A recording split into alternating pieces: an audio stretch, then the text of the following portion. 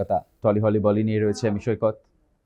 বিশ্বসঙ্গীতে অন্যতম শ্রেষ্ঠ নাম এ.আর রহমান হলেও বলিউডে তার পথ চলা যে একেবারে মসৃণ ছিল না তা নিজেই স্বীকার করেছেন সুরকার। মণিরত্নমের রোজা, বম্বে ও দিলসের মতো ছবির সাফল্যের পরেও বি টাউনে নিজের জায়গা পাকাপোক্ত করতে সময় লেগেছে তার। দীর্ঘদিন নিজেকে বলিউডে একজন বহিরাগত হিসেবে মনে হতো রহমানের। তাল ছবির পর থেকেই পরিস্থিতি বদলাতে শুরু করে বলে জানিয়েছেন তিনি। সেই সময় হিন্দির পাশাপাশি উর্দু, পরে আরবি ও পাঞ্জাবি শেখের সুরকার। এক সাক্ষাৎকারে রহমান ইঙ্গিত দিয়েছেন, হিন্দি ছবির জগতে আঞ্চলিক ও ক্ষমতার রাজনীতির প্রভাব রয়েছে। গত ৮ বছরে বহু কাজ হাতছাড়া হলেও তা নিয়ে আক্ষেপ নেই তার, বরং পরিবারকে বেশি সময় দিতে পারছেন বলেই খুশি রহমান। তার বিশ্বাস, কাজ খোঁজার দরকার নেই, মনোযোগী থাকলে কাজ নিজেই এসে যাবে।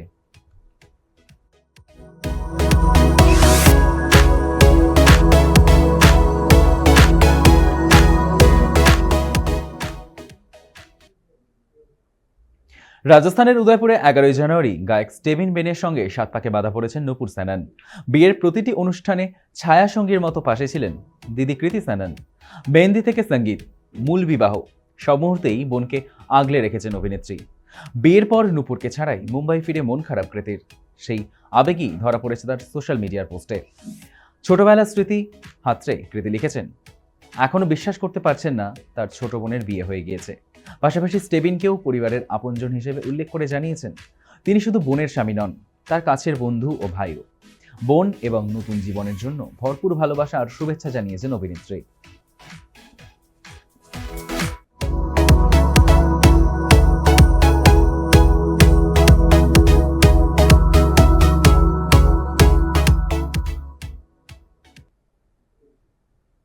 হলিউড ছবি দ্য ব্লাফের ট্রেলার প্রকাশ্যে আসতেই ফের আলোচনার কেন্দ্রে প্রিয়াঙ্কা চোপড়া।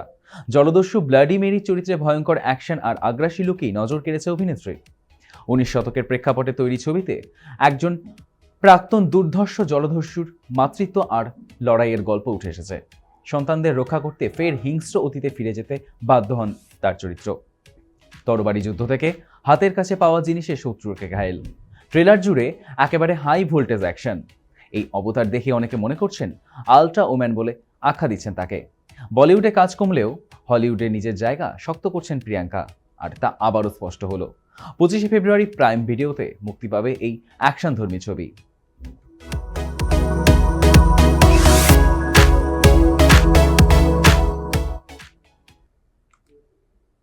ধনুষ মৃণালের অসমবয়সী প্রেম নিয়েও বেশ চর্চা হয়েছিল।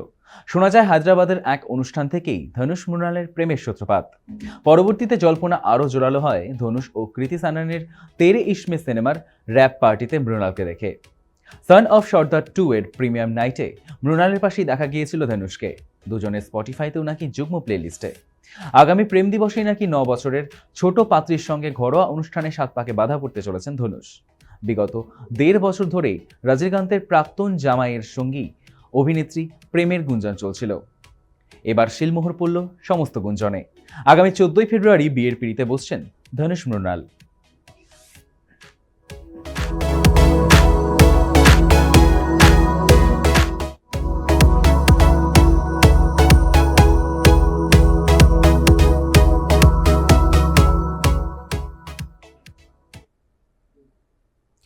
বলিপাড়ার আলোচিত যুগল তারা সুতারিয়া এবং বীর পাহাড়িয়াকে ঘিরে ফের চর্চা তুঙ্গে।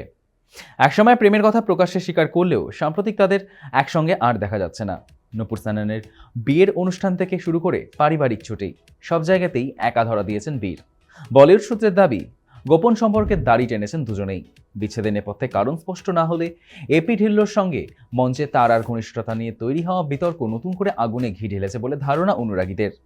এর মাঝে সমাজ মাধ্যমে সময় বদলে ইঙ্গিতপূর্ণ পোস্ট করে নিজেদের মন খারাপের বার্তা দিয়েছেন বীর।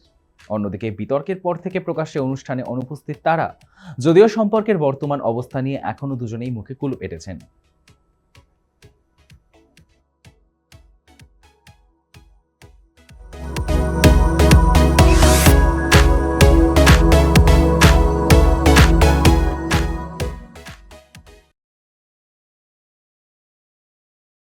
নাকি ফের সিনেমায় কাস্ট করতে চলেছেন দেব, যদিও অভিনেতা প্রযোজক এ বিষয়ে মুখ খোলেননি। এহেন গুঞ্জনের মাঝেই তোলপাড় টলিপাড়া। শোনা যাচ্ছে দেব শুভশ্রী জুটির পুজোর ছবিতে বিশেষ ভূমিকায় দেখা যাবে অনির্বাণ ভট্টাচার্যকে। এবারও নাকি দেবের বিপরীতে ভিলেন চরিত্রে অভিনয় করছেন অনির্বাণ। চলতি বছরে পুজোর বক্স অফিস দখল করতে দেব শুভশ্রী জুটি ফেরাতে চলেছেন অভিনেতা প্রযোজক দেব। আর সেই সিনেমা নিয়েই বর্তমানে কৌতূহলের পারদ তুঙ্গে। ধ্রুব বন্দ্যোপাধ্যায়ের পরিচালনায় গোলন্দাজ ছবিতে এক ফ্রেমে দেখা গিয়েছিল দেব অনির্বাণকে। বছর চারেক বাদে আবারও একই পরিচালকের সুবাদেই রঘু ডাকাতের ছবিতে দেখা গিয়েছিল দেব অনির্বাণকে। এখন নতুন ছবিতে কেমন ভূমিকায় তাকে দেখা যাবে কৌতূহল তুঙ্গে।